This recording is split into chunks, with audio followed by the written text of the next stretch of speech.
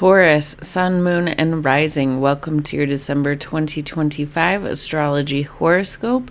I do recommend listening to these videos for your rising sign first, as the rising sign will determine your whole chart and where your houses fall, which will determine where this energy is manifesting in your physical reality. And then you can listen for your sun, which will show you more of an indication of what might be going on in your career life or your more external desires and things like that, more conscious desires. And then your moon sign will indicate perhaps what might you be feeling on your home front or on just a more emotional level.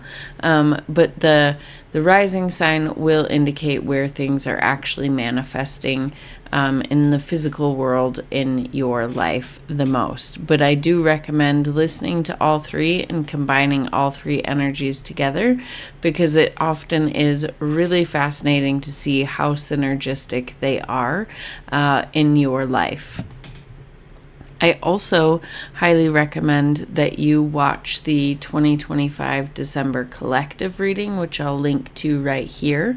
I will be going over the general overall astrology for you in particular, but what I will not be going over here is the Sabian symbols. So in that collective reading, I do talk about the Sabian symbols for Neptune, Pluto, and Chiron, because those three planets are basically staying in the same degree all month long. And the Sabian symbols really give this beautiful explanation of what, especially when planets are stationary like that, of what the lessons those planets are trying to teach us on a collective as well as personal level. And they hit the nail on the head with the collective energy this month. So it's really fascinating to listen to, and I highly recommend that you go listen to that either before or after this video, especially if you're not familiar with the Sabian symbols, because they are fascinating. Now, a little bit about me. I'm Sarah at Life with Training Wheels, where I utilize a Western tropical zodiac astrology, whole sign house system, and other tools to help guide you on your journey of self-discovery and self-empowerment. My goal is to help you realize that life really is a choose your own adventure. You have more control over your life and your thoughts than you think you do, and we really do make this world our reality. One of my favorite quotes is, "Wherever you go, there you are." So if you keep finding yourself in certain situations, good or bad, it may be a time to look into the mirror. If that sounds like something you want to stick around for, a vibe that you can vibe with, then I encourage you to stick around. If this is your first time finding me, thank you for joining me, and I hope you'll stay.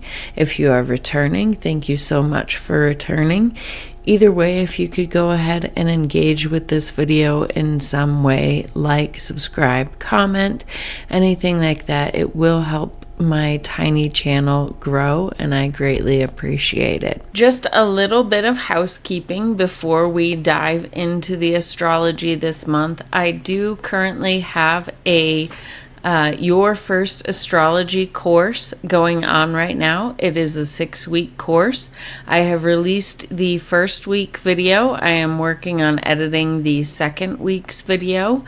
But basically, I take you from zero, from not knowing how to pull up a birth chart, and walking you through that, and walking you through a couple astrology tools that I use that are free to use, and then explain the setup of a birth chart, the chart layout, the house system. We'll get into the signs and the planets and understanding your big three: your rising sign, your sun sign, and your moon sign. And then finally learning how to take horoscopes like the ones I give here and like many other astrologers give, and how to take your natal chart and really see more layers of how the energy is interacting with your chart on a more personal level. So that course is going on now. It is delivered via email, and you can ask any questions after each week is delivered, each video is delivered, and I really want to make this course yours, so I would love to have you join me. The information for that is in the description box below. I also am starting up a Patreon membership that would be basically a getting to know yourself monthly membership, where I will teach an astrology topic, teach something about the natal chart and how to read it every month. So not only will it be a learning astrology, but then learning about yourself, because I will teach on a topic and then give a 20-minute personal astrology reading for each person in the course or in the Patreon membership each month, according to whatever topic we are discussing that month. So it's like a monthly learning astrology and learning yourself better through astrology membership. If you're interested in joining, the link will be in the description box below for that as well. And although this was a Black Friday deal, I am going to extend it through the month of December, where I will give $25 off of any service I offer on my website if you sign up for my newsletter. I have not really started sending out my new newsletters yet, but I do plan on sending out like weekly astrology, weekly horoscopes, as well as anything else going on any of my YouTube channels, or anything else that I feel might be of value or interest to you. It would only be going out weekly at max, perhaps monthly to start. But if you would like to sign up for that, please do so in the description box below. I would love to have you join my newsletter. Now let's go ahead and get into it. Okay, Taurus, Sun, Moon, and Rising, I have your chart up on the screen here. So the first thing I want to get into and talk about is how for the first month of December, the Grand Water Trine that we had going on all month long last month is continuing. Except for this time, it's not a parade of planets going through Scorpio. It is just Mercury that is going to be going through Scorpio and keeping this energy active. But so this is like last month, this is activating your 11th house, your 7th house, and your 3rd house. So these are our social houses. So this water energy and this energy that you're going to be feeling, this emotional energy that is going to be activated and flowing with luck and abundance and opportunity, are your very social houses. So 3rd house represents like your siblings, your local neighborhood, your immediate environment, your short distance travel. 7th house is in our communication as well. 7th house is more your one-to-one relationships, whether that's your romantic partnerships, business partnerships, or like your best friendships, that type of energy. And then 11th house is the community more at large. The groups perhaps that you belong to, your overall friendship, your larger network of friendship groups. This is also all of these can also be business related. 3rd house is commerce, and business, trade, and communication. It's social media a little bit. 7th house can be business partnerships. 11th house can be two things. It can be the manifestation of the money and the earnings that we get from the work that we did in our 10th house, as well as 11th house can be how we work in the greater community, can be our social media presence, if that is your business, online business, things like that. So those are the houses that are lighting up for you, continuing to light up for you, continuing to have energy flowing through the first half of the month. So it is going to be a very busy social first half of the month for you, with the energy flowing really well. But the focus really will be kind of this Mercury and Scorpio energy. And Mercury in Scorpio wants to dig deep, right? It doesn't want to have superficial relationships. It doesn't want to have superficial conversations. Like it wants that real intimacy, really knowing people and things like that. And so Mercury is going to be bringing a lot of conversation, a lot of ideas, a lot of thought processing and things like that to your relationship house. And you might be, the communication, you might be getting luck and abundance and beautiful conversation and opportunities for growth coming from your third house of communication, or could be, nice relationships with your siblings or your community, maybe developing closer relationships from those areas, or closer relationships coming out of your broader friendship group or things like that. But this energy is you're going to continue to work with it. And, in the relationship, the broader friendships, groups you belong to, you're going to be continuing to work with this energy of releasing and building with Neptune and Saturn. So tearing down any walls that you may have that are unhealthy, or structures that you have built up in this area of your life, while at the same time building up healthy boundaries and just realigning groups and friendships with who you are now, and that are more spiritually resonant with your being and supportive of your highest and best self. That reorganization could come. And then with this Jupiter, especially being retrograde, there could be, opportunities that you missed coming back around, conversations coming back around to heal, as well as potentially opportunities for more learning, opportunities for looking at the information that we take in, and that can be through news, through social media, through music, like just what are we feeding ourselves on the mental plane? That could be something that you're working with and looking at with the third house this first half of the month. So that is that. And then continuing on with the energy that is kind of coming out of this Grand Water Trine, Jupiter is having a big month this month, and it is in a pretty continuous trine here to Saturn all month long. And this is providing beautiful growth opportunities as well. Everything that Jupiter touches, it wants to expand, bring luck, abundance, grow, bring opportunities to. And earlier in the year, Jupiter and Saturn were in a square, so they were in a tense relationship.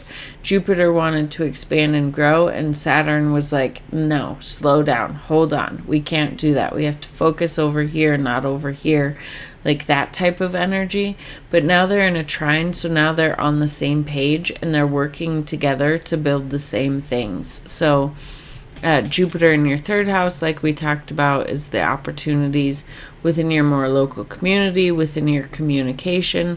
Although Jupiter retrograde is still moving slow, so although it's growing and wanting to expand, it wants to do so in a controlled manner and kind of wants to keep the energy a little internal and figure it out before it really starts expanding on an outward motion. But it's working here with Saturn in your 11th house of figuring out those relationships that are meant for you and how to let go of those relationships and friendships and groups that are no longer aligned. So there will be plenty of opportunity to make sure that these areas are aligned.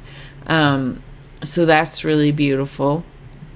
And then Jupiter is also in a continuous square all month long to Chiron in Aries. And Chiron is our wounded healer. And in Aries, it is the wounds that we have where we've had to keep ourselves small for the sake of others, perhaps. And for you in particular, in your 12th house, which is the house of spirituality, the house of subconscious patterning and things like that, this could be bringing your awareness to where you subconsciously have held yourself small for the sake of others, where perhaps you where you've held your spiritual practices and beliefs and like meditation or anything like that, and kept that kind of under the surface for the sake of others, or just felt like you couldn't be who you wanted to be in that. Or it could be, this also does represent outside institutions that are kind of hidden from society, like jails and spiritual retreat centers and addiction treatment centers and hospitals and things like that. So perhaps there's some type of wounding that you have there where you couldn't be who you truly were, or you felt like you had to suppress parts of yourself because of those types of institutions or something along those lines. Or like you couldn't, 12th house is also the house of rest. So maybe like you needed to rest, but you didn't have a chance to because of life circumstances or something like that. And you couldn't really treat yourself to getting the rest you needed because other people demanded more of your attention or things like that. And Jupiter from this third house of communication and siblings and neighborhoods is providing you, and communication and learning is providing you a lot of opportunity to help heal this subconscious patterning that maybe is coming to your awareness that is a little shocking to you or things like that.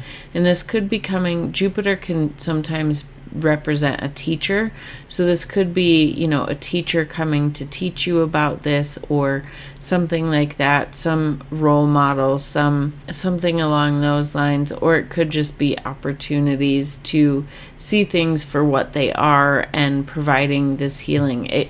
It's a square, so it can be felt as a little bit of tension coming from this area. So there might be hard conversations that you're having that are bringing this stuff to the surface to be aware of, and that's uncomfortable, but it's providing you the opportunity to work with it. So instead of reacting to conversations in a way where there's walls built up, that maybe are no longer serving you, like take a breath and learn to respond rather than react. So those could be some of the healing opportunities this month. So although that might be a little bit of challenge with it being Jupiter, it definitely shouldn't feel so rough, and there should be some like wisdom in it, and you should be able to easier see it for what it is rather than like if it was Mars making this square, right? And feeling more contention that way. Like this is more of like people are helping support you in this growth that you're doing here. The other energy I want to talk about is this Neptune energy. Neptune, first of all, will be stationing direct on December 10th. So it'll be joining Saturn and Mercury in being direct, which will help move this water energy that we've been feeling forward, right? Like in November, I think we all felt kind of, there was something bubbling under the surface with all this water energy, but we didn't know what to do with it. We didn't know how to move forward with it and things like that. And with these planets turning direct, we should be able to get some clarity. Number one, when Neptune turns direct, we should be more clear in what we need to do, what dreams we can actually turn into reality, and what dreams maybe we need to discard. Things like that should be becoming more clear. But also with these planets, we should just be able to move forward with things, have some more forward momentum. But also before that turns direct, this sextile with Uranus is pretty exact. It was exact on November 20th, and I highly recommend, because of the rareness of this exact sextile, I recommend listening to the 3-part short series I did on November 20th is when this was exact. But the reason why I want to highlight this is because this is such a rare combination. When I looked at the history of this sextile between these two planets in these two signs has only happened 18 times between 500 BC to 2500 AD. And then in this exact combination of both planets being retrograde, it's only happened twice before, in 598 AD and 1853 AD. So this is a once in a century combination. So that in and of itself is a big deal. The other thing that makes this a big deal, I think, and I'll talk about what this means in a second, but the other thing that's a big deal that I looked at was this mini Grand Trine, not this one, this mini Grand Trine that I've been talking about, that I am terming a divine mini Grand Trine, right? Because it's the outer planets. The outer planets are the collective evolution. And in a trine, it's very supportive energy. So I feel that although there's all this chaos going in the world, we have this mini Grand Trine between the collective planets that are in a supportive pattern. So we are being divinely protected in the midst of this chaos, and that I feel like it is being divinely orchestrated, right? It's for our highest and best good. And as long as we keep our mind in the right frame of mind, we can see the beauty in it. We can kind of detach and see, okay, this is for our highest and best good. And when I looked at this, I don't remember when this mini Grand Trine started, but it is going to be with us humming in the background through 2029. That is huge. That's mind-blowing to me that it's going to be with us for that long. So this energy is slow moving, but this exact sextile is only going to be exact in this mini Grand Trine this one time, this moment in time right now. So I want to have us consciously work with this energy to make the most of how we individually can contribute to the larger society and make the most of this energy when it is the most potent in our world. So overall, what these two planets, when they come together, represent is a time period when collective consciousness was rewriting itself. I think we can all feel that. The world was pivoting each time these came together toward a new mystical and technological direction. It's when spiritual revolutions arise. It's when financial systems reshape, and when technological leaps occur. And I think we can all feel all of that energy going on right now. And then what makes the retrograde to retrograde more potent is that, retrograde planets are bringing the energy more internal than external. So it's an internal rewiring of the collective that's happening right now, not outward expression.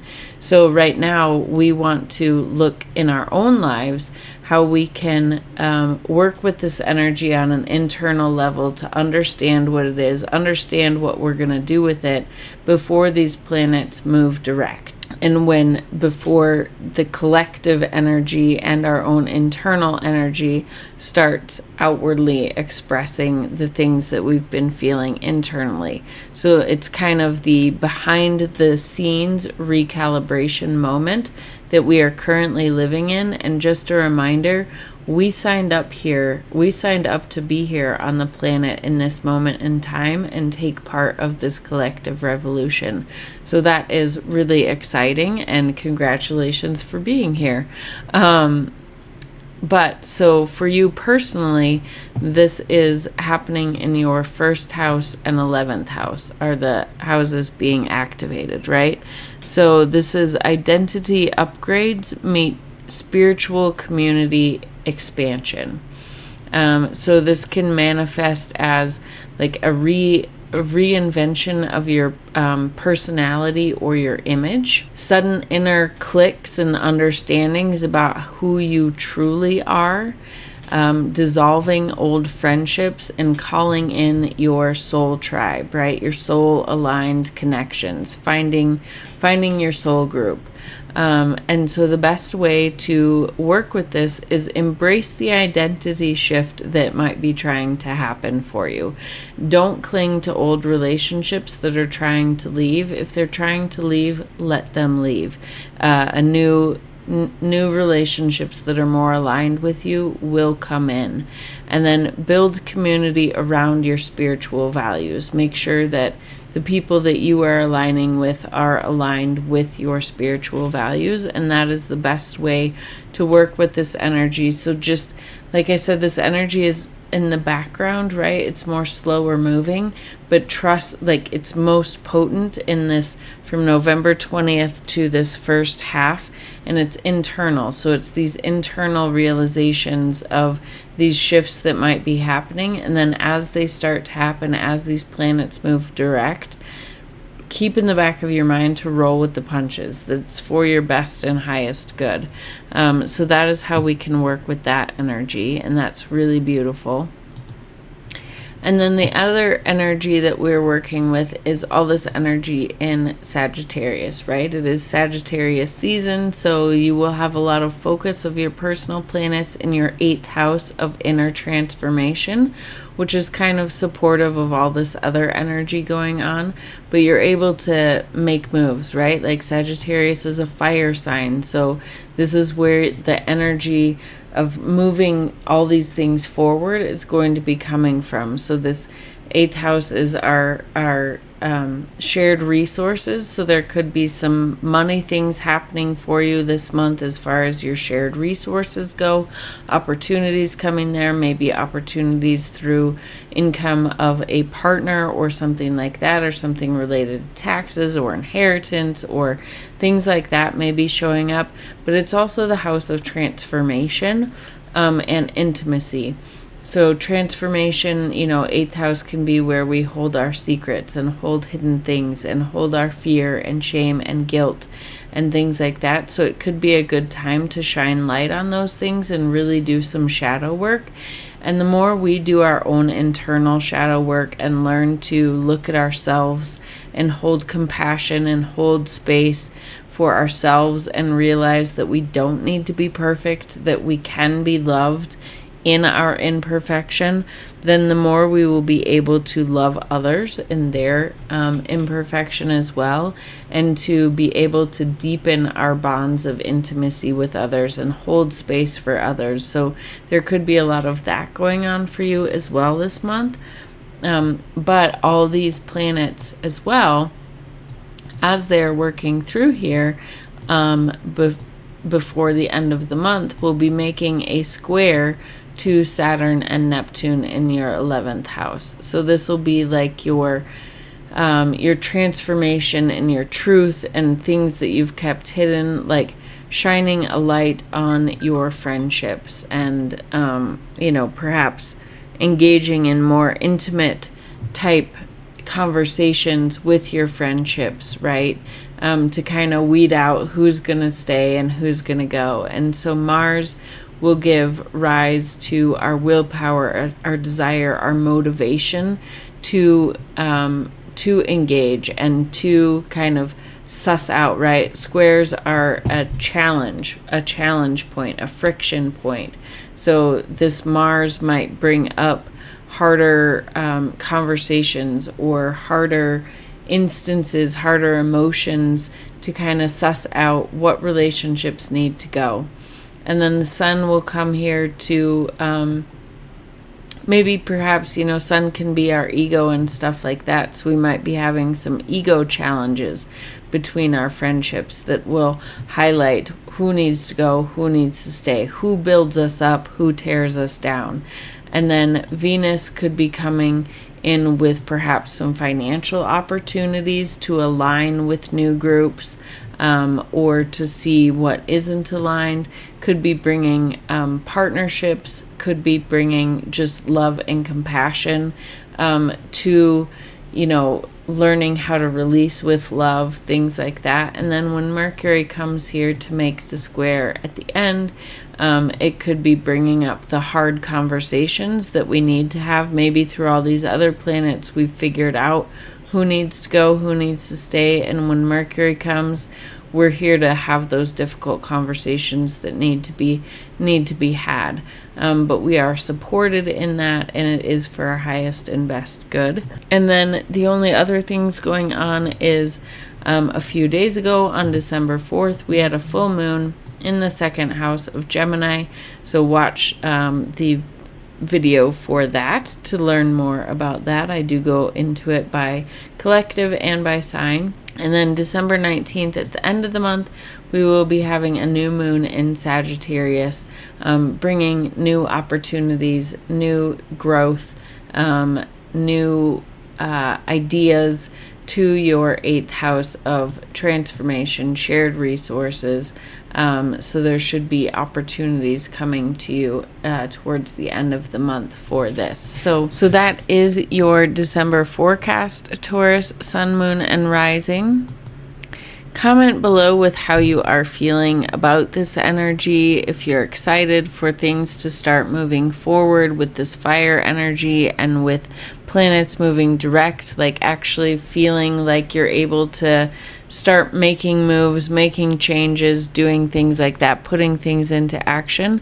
If you're excited about that, just how you're overall feeling this energy, as well as if you could engage in this video in any type of way, give me a like, a comment, subscribe. It will help my channel grow, as this is what I want to continue doing and bringing to you for a living. I would like to make this a living. So any way you can engage with this, it will show YouTube algorithm that I am making a difference and that people are interested in this content. And other than that, I hope you have a wonderful December, and I hope to see you back here. Bye.